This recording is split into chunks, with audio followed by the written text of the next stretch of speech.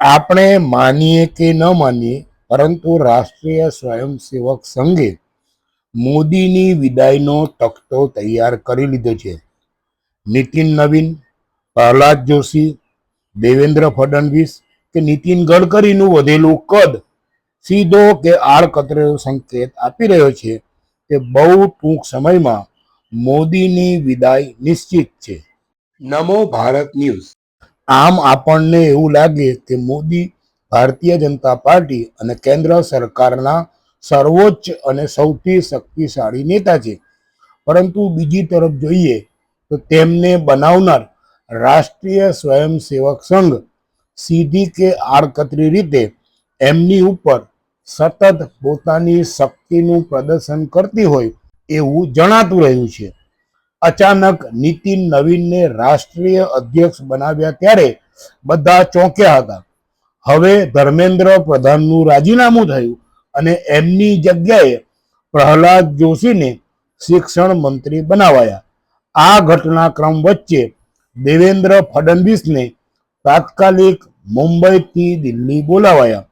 બીજી તરફ દેશમાં જે સડકની સમસ્યા છે એના માટે જવાબદાર નીતિન ગડકરી હોવા છતાં તેઓ મગનું નામ મરી પણ પાડતા નથી કે કોઈ પણ મંત્રી, ઇવન પ્રધાનમંત્રી પણ તેમની વિરુદ્ધ કોઈ નિવેદન કે કોઈ વાત કહી શકતા નથી.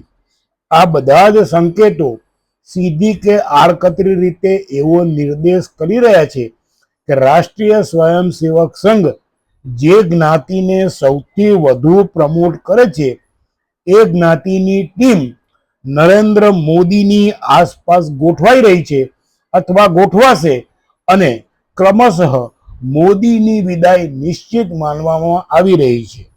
જ્યોતિષ શાસ્ત્રીઓએ પણ જૂન 2026 પછી મોદીનો કપરો કાળ શરૂ થશે અને વર્તમાન ટર્મ મોદી પ્રધાનમંત્રી તરીકે પૂરી નહીં કરે તેવું સૂચન અને સંકેતો કર્યા હતા.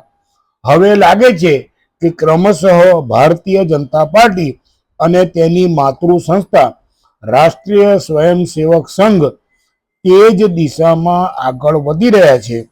સત્ય ગમે તે હોય, પરંતુ મોદીની આસપાસના અને આરએસએસના બહુ જ નજીકના ગણાતા લોકોનું વધતું કદ સીધો કે આડકતરો સંદેશ આપી રહ્યું છે કે આજે નહીં તો કાલે, કાલે નહીં તો પરમ દિવસે, પરંતુ મોદીની વિદાય નિશ્ચિત છે.